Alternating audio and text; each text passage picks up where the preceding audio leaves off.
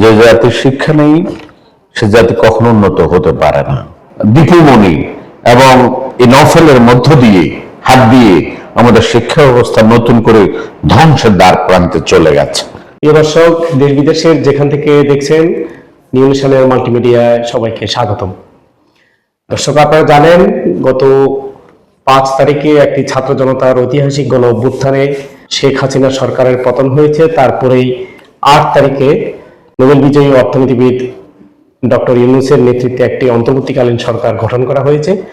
এই প্রেক্ষাপটে দেশের বিভিন্ন শিক্ষাঙ্গনে নানান রকম অস্থিরতা তৈরি হয়েছে। বিশেষ করে অন্তর্বর্তীকালীন সরকার গঠিত হওয়ার পরে গত সরকারের নিয়োগ দেয়া, বিশেষ করে সরকারি বিভিন্ন বিশ্ববিদ্যালয়ের ভিসিরা অনুপস্থিত রয়েছেন। কোনো কোনো বিশ্ববিদ্যালয়ের ভিসিরা এখন পর্যন্ত অফিস করছেন না, যদিও শিক্ষা প্রতিষ্ঠানগুলি বিশ্ববিদ্যালয়গুলি খুলে দেওয়া হয়েছে। এই প্রেক্ষিতে আমাদের আজকের আয়োজন কোন পথে দেশের শিক্ষা ব্যবস্থা।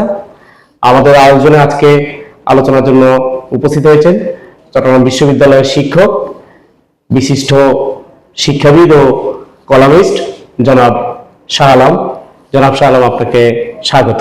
ধন্যবাদ। জনাব শাহ আলম, আমরা শুরু করতে চাই যে বিষয়টি বলছিলাম আপনি বিশ্ববিদ্যালয়ের শিক্ষক, আপনি গবেষক, আপনি মালয়েশিয়ায় পিএইচডি করছেন, আমরা জানি।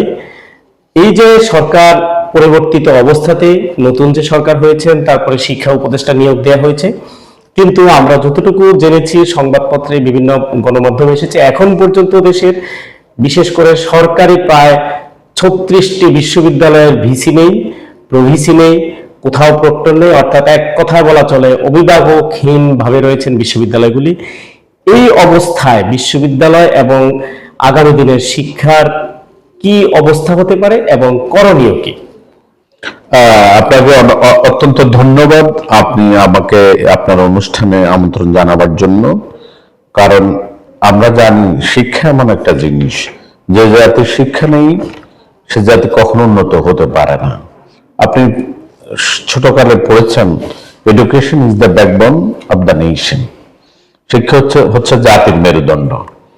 গত 16টি বছর সরকার প্রত্যেকটি প্রতিষ্ঠানকে রাজনীতি করতে যে ধ্বংস করে দিয়েছে, এবং যেটি করেছে যে একটা যে চেকস অ্যান্ড ব্যালেন্স থাকা, জবাবদিহিতা থাকা, সেটি নেই। এবং আপনি দেখেন ভাইস চ্যান্সেলররা আগে যেরকম একটা নর্ম ছিল, একটা নিয়ম নীতি ছিল, ইথিক্স ছিল, সেটার বাইরে গিয়ে তারা পলিটিক্সের বাইরে তারা যেতে পারেননি। জি, তারা এখন এই 16 বছরের দাম্ভিকতা, অহংকার এবং সরকারের উপর থেকে নিচে পর্যন্ত যেভাবে দলীয়করণ করা হয়েছে শিক্ষা ব্যবস্থাকে, তারা এইভাবে তার চেয়ে বেশি খারাপ অবস্থা। আমি একটু আপনার সাথে যোগ করতে চাই। বিশ্ববিদ্যালয়ের শিক্ষক, বিশেষ করে আমরা যাদেরকে নিয়ে আলোচনা করছি, সরকারি বিশ্ববিদ্যালয়গুলি অধিকাংশই, আপনি বিশ্ববিদ্যালয় শিক্ষক হিসেবে নিশ্চয় জানেন, আমরাও যতটুকু বিশ্ববিদ্যালয় জেনেছি, অধিকাংশ বিশ্ববিদ্যালয়গুলি তাদের নিজস্ব আইনে চলে। বিশেষ করে বড় 4টা বিশ্ববিদ্যালয়, ঢাকা, চট্টগ্রাম, রাজশাহী, জাহাঙ্গীরনগর বিশ্ববিদ্যালয় 1971 অধ্যাদেশে চলে, যেখানে তাদের নিজস্ব আইনে নিয়োগকৃত ভিসি উপাচার্যরা সরকার পতনের সাথে তাদের পালিয়ে যাওয়া, অনুপস্থিত থাকার কি কারণ হতে পারে? এটা একটি ভালো প্রশ্ন আপনি করেছেন, যে তারা এমন দলীয়করণে অভ্যস্ত হয়ে পড়েছে যে মানে পুরো শিক্ষা ব্যবস্থাটা ধ্বংসের দ্বার প্রান্তে নিয়ে গেছে। আমাদের প্রধান উপদেষ্টা ইউনূস সাহেব আন্তর্জাতিক খ্যাতি সম্পন্ন শিক্ষাবিদ এবং নোবেল বিজয়ী, তিনি বলেছেন তার বক্তৃতায় যে শিক্ষা ব্যবস্থাটা ধ্বংস হয়ে গেছে। কিন্তু এখন প্রত্যেকটা বিশ্ববিদ্যালয় ভিসিরা যেভাবে পদত্যাগ করেছে, পলায়ন করেছে সরকারের উপর মহলের মতো, এটা আমাদের কাম্য ছিল না, আমরা কখনো আশা করি নাই। কিন্তু তারা বিগত দিনে যে অন্যায় অবিচার করেছে, শিক্ষা, একটি পাবলিক বিশ্ববিদ্যালয়ের শিক্ষক তারা সেই আওয়ামী লীগের রাজনীতির মতো বিরোধী মত এবং পথকে যেভাবে দমন করেছে, তার একটি উজ্জ্বল দৃষ্টান্ত হচ্ছে আমি দীর্ঘ 16 বছর কোন সুযোগ সুবিধা পাইনি, এবং ভাইস চ্যান্সেলর আমাকে বারবার ওয়াদা করেছেন যে আমার প্রমোশন দিবেন। আমার ছাত্র ডিরেক্টলি 10 জন একদিনে জয়েন করেছে এই সরকারের আমলে, জি এবং 7 জনই আমার ছাত্র, জি এবং এই 7 জনই এখন আমার সিনিয়র। এই যে দুর্বৃত্তায়ন, এডুকেশনটাকে ধ্বংস করবার জন্য, একটা জাতির মেরুদণ্ড ধ্বংস করবার জন্য যে চক্রান্ত, এই চক্রান্তটা এরা করেছে, যার কারণে মানুষ শিক্ষা ব্যবস্থার উপরে মুখ ফিরিয়ে নিয়েছে, এবং এই নির্লজ্জ ভাইস চ্যান্সেলররা পদত্যাগ করতে বাধ্য হয়েছে। এই ক্ষেত্রে- আপনি জানেন চট্টগ্রাম বিশ্ববিদ্যালয়ের প্রোপাচার্য, জি। তিনি শুধু তার রুম, ডক্টর সেকান্দর চৌধুরী তার রুমটা সাজিয়েছেন 50 থেকে 60 লক্ষ টাকা, যেটা অভাবনীয় এবং অকল্পনীয়। এতগুলো টাকা তিনি রাষ্ট্রে নষ্ট করলেন। আচ্ছা, এখন তো একটি অন্তর্বর্তীকালীন নিরপেক্ষ সরকার গঠন করা হয়েছে, আমরা কি আশা করতে পারি বা আপনারা বিশ্ববিদ্যালয় শিক্ষক হিসেবে কি আশা করতে পারেন এই যে একটা অনাচার শিক্ষা অঙ্গনে, বিশেষ করে বিশ্ববিদ্যালয়গুলিতে, সেই জায়গা থেকে আমরা ওভারকাম করতে পারবো, আমরা বেরিয়ে আসতে পারবো বলে মনে করেন আপনি? অবশ্যই, দুর্বৃত্ত যখন পালিয়ে গেছে, তার দোসররা যখন পালিয়ে গেছে, এবং ডক্টর ইউনূসের নেতৃত্বে একটি মেধাবী, সুশীল, সক্ষম এবং ছাত্র জনতার দ্বিতীয়, বৈষম্য বিরোধী ছাত্রদের দ্বিতীয় স্বাধীনতা পাওয়ার পরে যে সরকার এসছে, তাদের দ্বারাই সম্ভব। আর এই শিক্ষা ব্যবস্থায় এমন একজন লোককে দেয়া হয়েছে, তিনি হলেন ডক্টর ওয়াহিদুদ্দিন মাহমুদ। তার সাথে আমার কথা হয়েছে, তিনি যে সুন্দর চিন্তা চেতনা নিয়ে বিশ্ববিদ্যালয় পরিচালনা করবার জন্য তিনি প্রস্তুতি নিচ্ছেন, সেটি আপনি অবাক হয়ে যাবেন।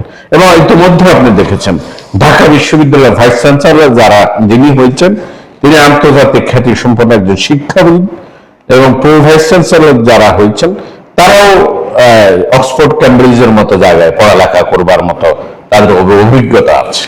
তো সুতরাং এই ডক্টর ইউনূসের নেতৃত্বে সরকারই একটি সুন্দর শিক্ষার কাঠামো ফিরিয়ে আনতে পারবে বলে আমি দৃঢ়ভাবে। বিগত যে শিক্ষামন্ত্রী ছিলেন নওফেল, মহিবুল হাসান নওফেল, তিনি নিজে একটা বক্তৃতা বলেছেন তাকে তার বাবা ইসকনে শিক্ষা মানে ইসকন পরিচালিত যে শিক্ষা প্রতিষ্ঠান সেখানে পাঠানো হয়েছে, এবং সেটাই তিনি হয়তো ইমপ্লিমেন্টেশন করতে চেয়েছেন, যে পরিবর্তিত যে কারিকুলামে।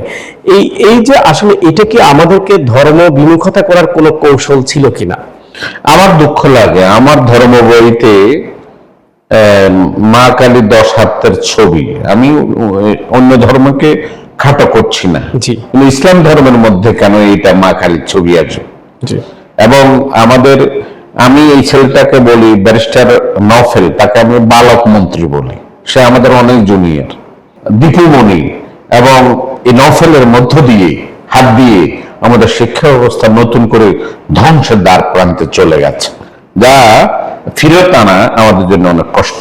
এবং এটা ফেরত আনবার একটাই উদ্যম, সেটা হচ্ছে বর্তমান ইন্টারিম গভর্নমেন্ট এবং তার শিক্ষা উপদেষ্টা ডক্টর ওয়াহিদুদ্দিন মাহমুদের গতিশীল নেতৃত্বে এটি সম্ভব বলে আপনি যেমনটা বলছিলেন, আমি সেই সূত্রেই বলছি। উনিও বলেছেন যে আমরা পুরনো শিক্ষা ব্যবস্থায়, অর্থাৎ পুরনো কারিকুলামে ফিরে যেতে চাই।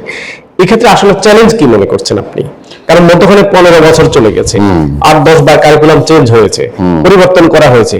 এই যে এখন আবার 15-17 বছর পরে এসে আবার পুরনো শিক্ষা ব্যবস্থায় ফিরে যাওয়া, এটার আসলে বড় চ্যালেঞ্জ কি মনে হচ্ছে আপনার কাছে? এটা আমাদের একটা বড় চ্যালেঞ্জ, এই জন্য যে এটা জগা খিচুড়ি করে ফেলছে। বারবার শিক্ষাক্রম পরিবর্তন হওয়ার কারণে আমাদের একটা সমন্বিত, সবার অংশগ্রহণ, ইনক্লুসিভ একটা শিক্ষা ব্যবস্থা, কারিকুলাম প্রবর্তন করবার কথা ছিল। কিন্তু 2023 এবং 24-এ যে ধ্বংসের দ্বার প্রান্তে নিয়ে গেছে, সেটি আমাদেরকে ফেরত আনতে হলে আমাদেরকে অনেকগুলো কাজ করতে হবে। যেমন বাতিল হচ্ছে সৃজনশীল পদ্ধতি, তারা যে পরিবর্তনটা করেছে, সৃজনশীল পদ্ধতি এখন তারা বাতিল করেছে। 3য় শ্রেণী পর্যন্ত কোনো পরীক্ষা হচ্ছে না, জেএসসি পরীক্ষা থাকছে না। প্রাথমিক শ্রেণীতে 8টি বই পড়তে হবে এবং উচ্চ মাধ্যমিক লেভেলে 10টি বই পড়তে হবে, এবং শুধুমাত্র এসএসসিতে পরীক্ষা থাকবে, পাবলিক পরীক্ষাটা থাকবে, সরকারি পরীক্ষাটা। এই সব কিছু বাদ দিয়ে এবং পুরাতন ব্যবস্থায় ফিরে যাওয়া ছাড়া আমাদের কোনো উপায় নেই। কারণ আমি মনে করি আপনি যে ব্যারিস্টার শিক্ষামন্ত্রীর কথা বলেছেন নফেল, আমি তাকে বালক মন্ত্রী বলি, তার যে একটি দেশের পরিকল্পনা, আর একটি দুঃখজনক ঘটনা, সেটি হচ্ছে আমাদের দেশে এত টেক্সট বুক বোর্ড থাকার পরেও, এত প্রিন্টিং মেশিন থাকার পরেও ভারতের কলকাতায় এই বইটি ছাপানো হয়েছে। তারা যা ইচ্ছা তা এটাতে ঢুকিয়ে দিয়েছে, যেটি আহত করেছে, ব্যথিত করেছে আমার দেশের মানুষদেরকে। সুতরাং এই ধরনের শিক্ষাক্রম নিয়ে প্রচুর মতভেদ আছে। আসলে পুরাতনে ফিরে যাওয়া ছাড়া আমাদের আর কোনো আমরাও চাইবো নিশ্চয় সেই চ্যালেঞ্জ আমরা ওভারকাম করি। সর্বশেষ একটা প্রশ্ন করে আপনার থেকে আমরা আলোচনা শেষ করব। এই যে এখন পরিবর্তিত প্রেক্ষাপটে বিভিন্ন শিক্ষা প্রতিষ্ঠানে ছাত্ররা, শিক্ষার্থীরা, আমরা ধরে নিচ্ছি তারা বিগত সরকারের অ্যাপয়েন্টেড ভিসি, প্রভিসি, প্রধান শিক্ষক, প্রিন্সিপাল সবাই, কিন্তু শিক্ষার্থীরা অনেকটা জোরপূর্বক ছাত্রদেরকে দিয়ে, দুঃখিত, মানে শিক্ষার্থীরাই নিজেরাই স্বেচ্ছায় স্কুল প্রধানকে, বিদ্যালয় প্রধানকে, কলেজ প্রধানকে অর্থাৎ প্রিন্সিপাল, হেডমাস্টার এবং ভিসিদের ক্ষেত্রে তো এমনিতেই হয়েছে, কিন্তু তাদেরকে পদত্যাগে বাধ্য করানো হচ্ছে। আসলে এইটা কতটা সংবেদনশীল বলে আপনি মনে করেন?